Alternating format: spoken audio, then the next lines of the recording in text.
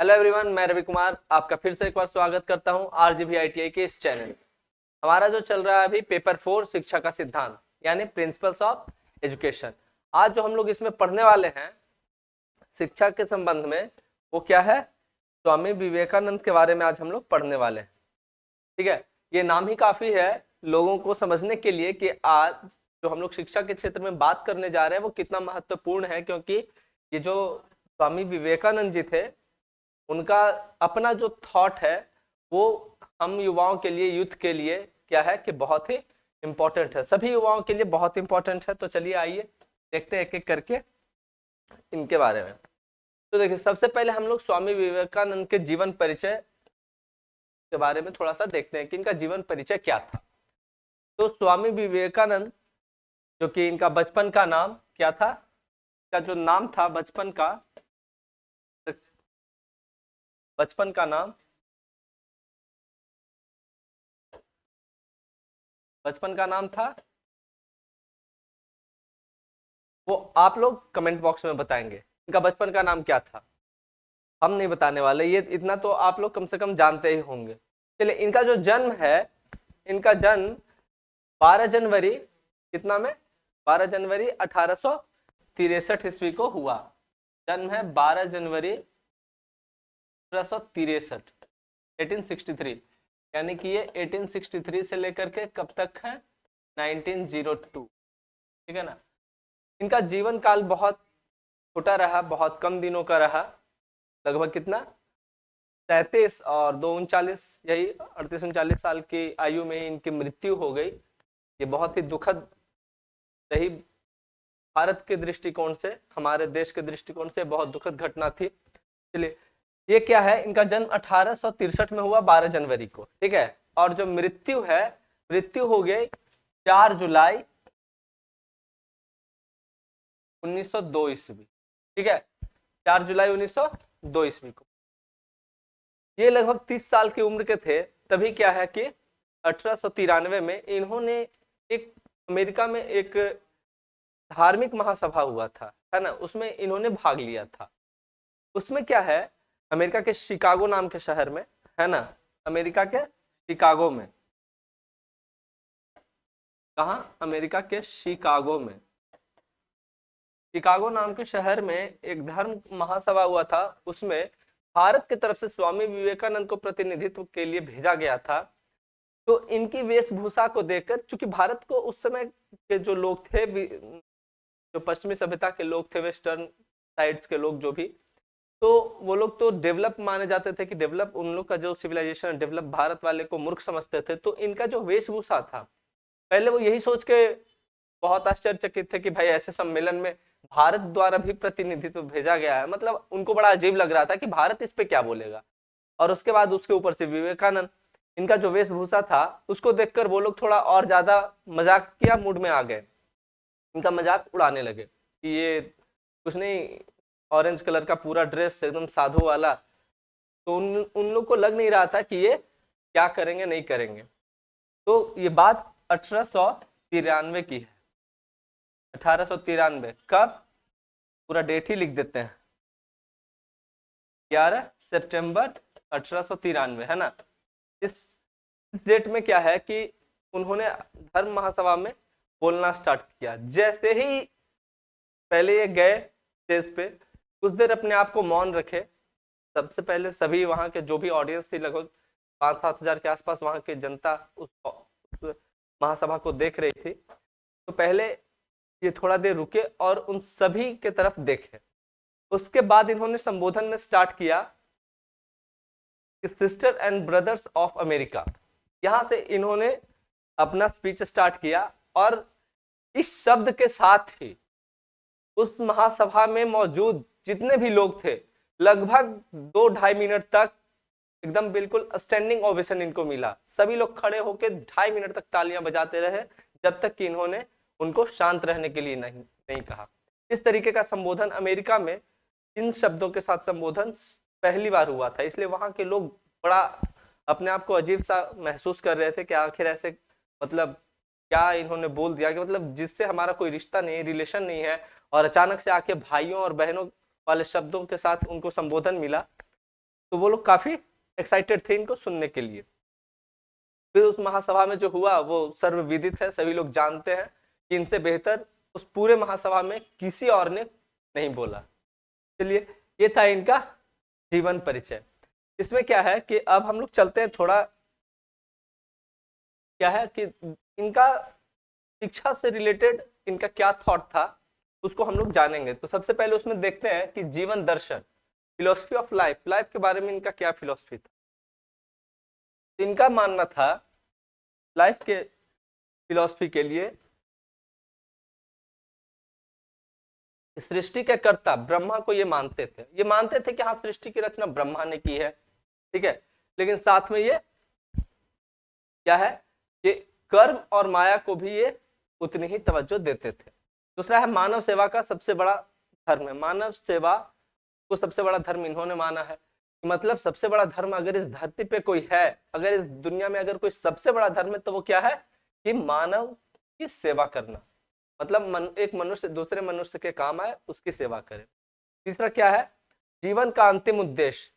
इनका मानना था कि जीवन का जो अंतिम उद्देश्य होना चाहिए, मतलब हम जीवन पर्यंत जो भी कार्य करते हैं उसका जो उद्देश्य होना चाहिए वो क्या होना चाहिए, आत्मानुभूति।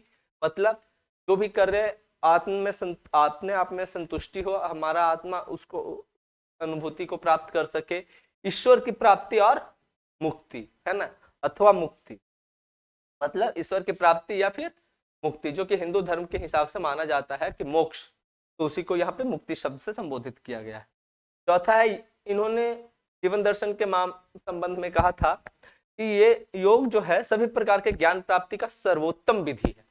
आपको किसी भी तरीके का ज्ञान प्राप्त करना हो तो उसमें क्या है, योग जो है वो सबसे उपयुक्त विधि है। योग के माध्यम से आप किसी भी तरीके के ज्ञान को आसानी से प्राप्त कर सकते हैं।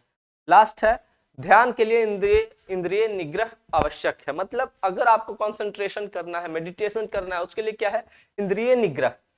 मतलब आपको अपने इंद्रियों पे पर्याप्त नियंत्रण रखना आवश्यक होता है, ठीक है। इनका ऐसे भी जो इनका जो ध्यान था, ध्यान के लिए ये काफी ज्यादा फेमस थे। अभी भी क्या है कि ये समुद्र के बीच में एक टीले पे जाके करते थे, अभी भी उसको विवेकानंद रॉक के नाम से उस टीले को अभी भी जाना जाता है। ये था इनका जीवन दर्शन। जीवन दर्शन के बाद आते हैं शिक्षा दर्शन, फिलोसफी, एजुकेशनल फिलोसफी। मतलब एजुकेशन के रिगार्डिंग इन्होंने क्या फिलोसफी दिया उसको जरा समझते हैं। इनका कहना था कि सैद्धांतिक शिक्षा की तुलना में व्यवहारिक शिक्षा अधिक उपयुक्त है।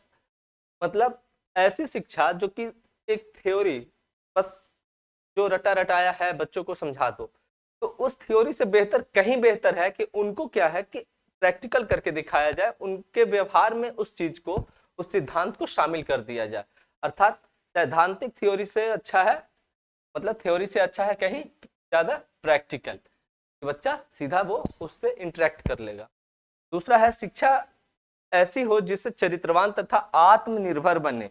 चरित्रवान, इन्होंने इसके ऊपर बहुत ज्यादा बल दिया है कि अगर सोचिए, अगर किसी बालक का अगर चरित्र ही सही नहीं हो तो बताइए, सोचने की बात है कि अगर चरित्र ही सही नहीं हो तो फिर वो आगे शिक्षा को सही मायने में कैसे समझ सकता। आजकल का जो जनरेशन है उसका जो सबसे बड़ी विडंबना है आजकल के जनरेशन के लिए कि वो क्या है कि चरित्र, उनको अपने चरित्र पे ही उनका नियंत्रण नहीं होता है ना, उनके कैरेक्टर सही नहीं देखने के लिए मिलता है। तो सबसे पहले चाहिए क्या, माता पिता या जो भी टीचर्स वगैरह है, सबसे पहले बच्चों में क्या है ना, कैरेक्टर बिल्डिंग का काम करे, चरित्र निर्माण का सबसे पहले कार्य उनको करना चाहिए। तो बच्चे को सबसे पहले चरित्रवान बनाइए और आत्मनिर्भर, है ना, जैसा कि अभी हमारा आत्मनिर्भर भारत का ये अभियान जो चल रहा है, तो ये उन्होंने उसी समय इस पे बल दिया था कि क्या है, हर व्यक्ति को क्या होना, शिक्षा ऐसा होना चाहिए जिससे हर व्यक्ति क्या है, आत्मनिर्भर, सेल्फ डिपेंडेंट बन जाए। इसके बाद है शिक्षा का अर्थ। इन्होंने शिक्षा का अर्थ बताया कि शिक्षा का सही मायने में क्या अर्थ होता है। ये नहीं कि बस किताबी नॉलेज ले ली, सैद्धांतिक शिक्षा ले ली, हो गया, नहीं, ऐसा नहीं। इनका मानना था कि मनुष्य में निहित व्यक्तित्व का पूर्ण विकास है।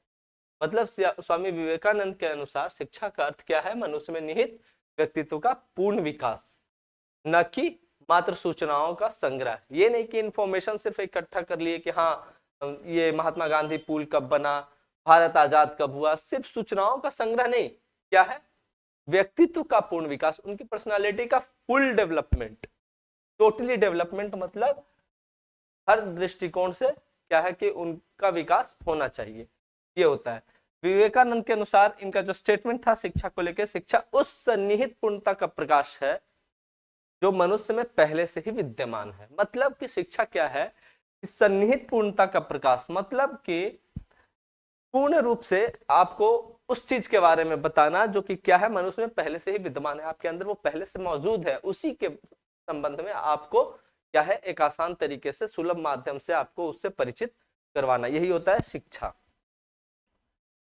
और उसके बाद क्या है, शिक्षा के उद्देश्य। इन्होंने शिक्षा के उद्देश्य के ऊपर अपना कुछ विचार रखा था कि शिक्षा के उद्देश्य क्या है। तो शिक्षा का उद्देश्य इन्होंने माना कि मानव का शारीरिक विकास है ना, मानसिक विकास, चारित्रिक विकास, भावात्मक विकास, और क्या है कि समाज को विश्व बंधुत्व की भावना, यानी कि समाज में विश्व बंधुत्व जो है, विश्व बंधुत्व के गुणों का, विश्व बंधुत्व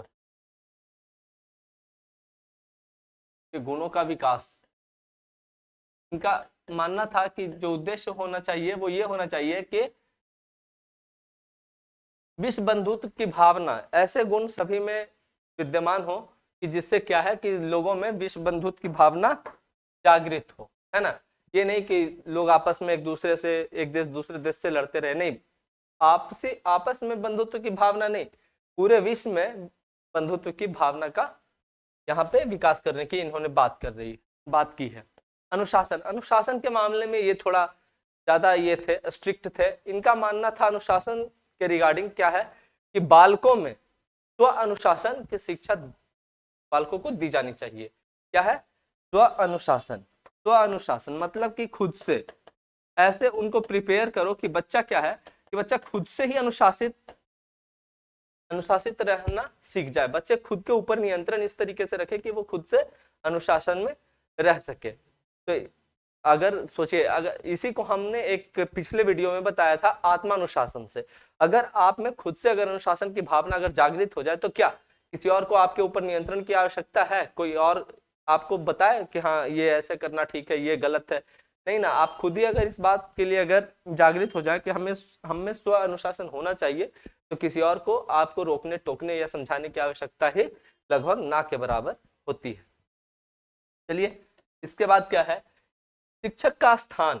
देखिए, जो शिक्षार्थी है, जो स्टूडेंट है, उसके नजर में शिक्षक का क्या स्थान, इसके ऊपर भी इन्होंने अपना मंतव्य दिया था। इनका मानना था कि शिक्षक का जो स्थान है वो जिंदगी में सर्वोपरि होना चाहिए, आपके जीवन में सर्वोपरि होना चाहिए। इनके जो शिक्षक थे वो थे रामकृष्ण परमहंस।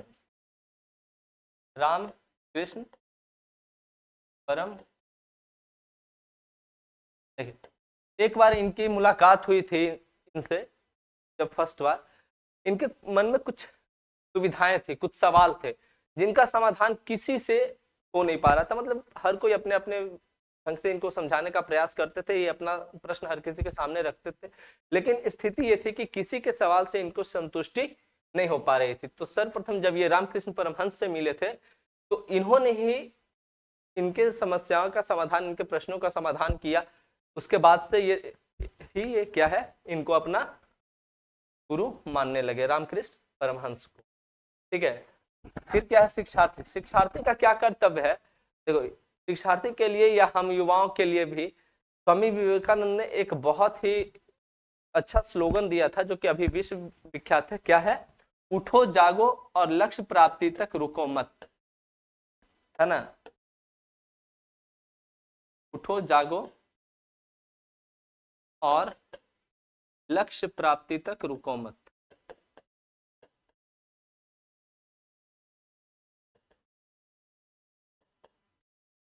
लक्ष्य प्राप्ति तक रुको मत, ये इनका कहना था कि अभी से उठ जाओ, अभी उठो, मतलब अभी से स्टार्ट कर दो, जागो, चेतना में आ जाओ एकदम, मतलब जागृत अवस्था में। और क्या है कि जब तक अपने लक्ष्य को प्राप्त न कर लो, जो तुम्हारा टारगेट है उसको जब तक अचीव न कर लो, तब तक क्या है कि रुकना बिल्कुल भी नहीं है। लक्ष्य की प्राप्ति से पहले नहीं रुकना है। सोचिए कितना बड़ा ये मोटिवेशन है, एक लाइन में कितना बड़ा मोटिवेशन है किसी भी स्टूडेंट के लिए, ये बहुत बड़ी बात है।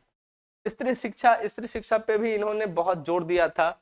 इनका मानना था कि स्त्रियों की शिक्षा की स्थिति में सुधार करना बहुत आवश्यक है। अगर स्त्रियां अगर शिक्षित होगी तभी एक बेहतर शिक्षित समाज और स्वस्थ समाज का निर्माण संभव है, एक बेहतर समाज का निर्माण संभव है। इनके हिसाब से वास्तव में किसी को किसी के द्वारा शिक्षा नहीं दी गई है। इनका मानना था कि वास्तव में क्या है कि शिक्षा क्या है कि किसी को किसी के द्वारा दी नहीं जाती है शिक्षा। तो क्या क्या जाता है भाई, टीचर का रोल क्या है, तो समझिए आगे कि हम में से प्रत्येक को अपने आप को शिक्षा देनी पड़ती है। मतलब आप खुद से ही खुद को आपको शिक्षा देनी पड़ती है, अपने आप को शिक्षा देनी पड़ती है स्वयं से, है ना। प्रत्येक को अपने आप को शिक्षा देनी पड़ती है। बाह्य शिक्षक केवल सुझाव देता है। देखिए टीचर का क्या रोल है, सिर्फ उसको सजेस्ट करना, उसको गाइड करना, ठीक है, जिससे आत्मा कार्य करने और समझने के लिए चैतन्य हो जाती है। मतलब जिससे क्या है कि आपके अंतरात्मा, आपकी जो ये है अवेयरनेस है, वो क्या है कि वो जाग जाती है कि हाँ हमको ये कार्य करना है, ये या फिर ये कार्य किस रूप में करना है, कैसे करना है। तो शिक्षक का यही मेन रोल तो यही होना चाहिए कि भाई आप ऐसा एजुकेशन आप बच्चों को दो कि क्या है उसको, उसका फोल्डिंग टाइप है ना, सपोर्ट टाइप, सिर्फ उसको आप गाइड करो। ये नहीं कि उसको हाथ पकड़ के चलाना, ये टीचर का काम नहीं होता है। हाँ छोटे बच्चों को तो भाई सिखाना पड़ता है, लेकिन जैसे जैसे बच्चे थोड़े बड़े होते हैं तो फिर उसको सिर्फ सपोर्ट करने का कार्य होता है एक टीचर का। तो ये था स्वामी विवेकानंद से रिलेटेड जो भी हमारा आज जो टॉपिक था।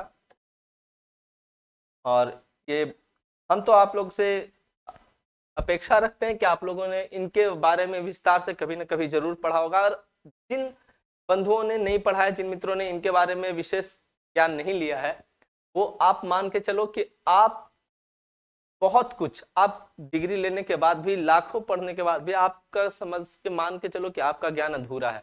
क्योंकि इनके संबंध में जाने बगैर मेरा ऐसा मानना है कि आपका एजुकेशन पूरा हो ही नहीं सकता, आपका नॉलेज कभी पूरा हो ही नहीं सकता। ये बहुत ही ओजस्वी व्यक्ति थे और बहुत कम उम्र में इनकी मृत्यु हो गई। तो चलिए, ये था स्वामी विवेकानंद का परिचय, उनका शिक्षा के क्षेत्र में उनका क्या योगदान या उनका क्या विचार था, उसके संबंध में हम लोगों ने देखा। तो आज के लिए इतना ही। और अगर ये वीडियो अच्छा लगे, पसंद आए, तो लाइक शेयर और सब्सक्राइब जरूर करें। Thank you.